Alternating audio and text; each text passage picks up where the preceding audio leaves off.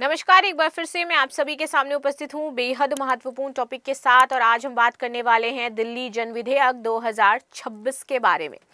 तो ये क्यों महत्वपूर्ण हो जाता है, क्या इसमें इंपॉर्टेंट चीज़ें हैं, तो चलो डिटेल में डिस्कशन कर लेते हैं इसका। 2026 जैसे कि आने ही वाला है, एक ही दिन हमारा, एक दिन क्या कुछ घंटे बचे हैं और नया साल हमारा आ जाएगा। तो आप सभी को नव वर्ष की सर्वप्रथम हार्दिक हार्दिक शुभकामनाएं। आपके जो भी रेजोल्यूशन हो नए वर्ष के वो सफल हो, पूर्ण हो, मैं यही आशा करूंगी। और इसी के साथ नए साल पर संस्कृति आईएएस भी आप सभी के लिए बहुत ही बेहतरीन ऑफर लेकर के आया है, जिसमें आपको ऑफलाइन क्लासरूम में 20% का डिस्काउंट दिया जा रहा है, प्लस आपके ऑनलाइन लाइव कोर्सेज पर 85% का ऑफ दिया जा रहा है। 10% एक्स्ट्रा ऑफ इसमें आपको मिल रहा है न्यू ईयर पर। तो फर्दर इन्फॉर्मेशन के लिए ये हमारा नंबर है, इस पर आप कॉल कर सकते हैं।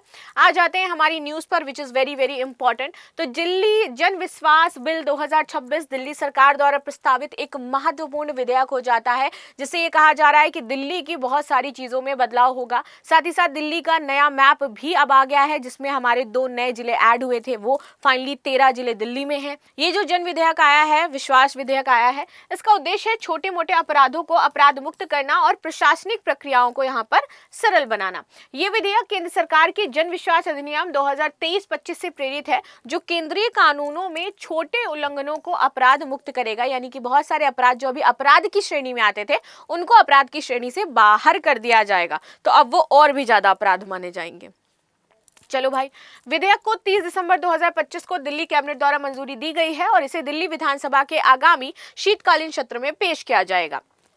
उद्देश्य क्या है? यहाँ पर ये कह रहे हैं जो छोटे मोटे उल्लंघन होते हैं ना, उसको अपराध मुक्त करना है। विधेयक का मुख्य लक्ष्य है कि छोटे तकनीकी और प्रक्रियात्मक उल्लंघनों को अपराध की श्रेणी से हटा करके सिविल पेनल्टी में बदल दिया जाए।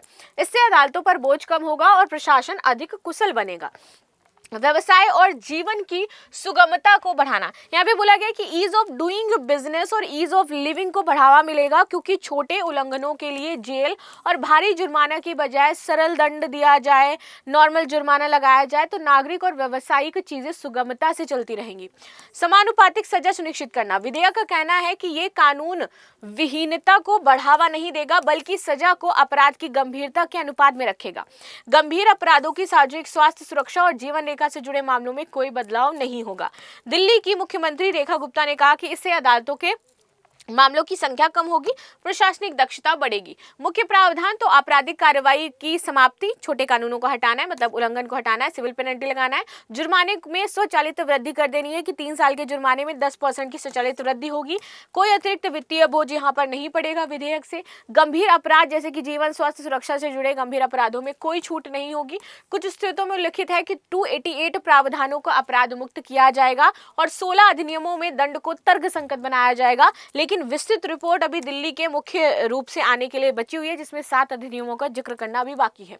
प्रभावित अधिनियम तो दिल्ली औद्योगिक विकास संचालन रखरखाव अधिनियम 2010, दिल्ली दुकानें प्रतिष्ठान अधिनियम 1954, राष्ट्रीय राजधानी क्षेत्र, incredible India belt and breakfast प्रतिष्ठित अधिनियम 2007, दिल्ली कृषि उपज विपणन अधिनियम 1998, दिल्ली जल बोर्ड अधिनियम, दिल्ली डिप्लोमेट स्तरीय, ये सभी अधिनियम मुख्य रूप से व्यवसाय, जल प्रबंधन, शिक्षा, कृषि विपणन से जुड़े हैं, जहां छोटे प्रयागात्मक जो उल्लंघन है इनको सिविल दंड में आप बदल रहे हैं। तो इन विधेयकों में बाकायदा बदलाव हुआ है। नागरिकों और व्यवसायों पर प्रभाव, तो नागरिकों को बार बार अदालत नहीं जाना होगा, आम लोग इससे बच पाएंगे।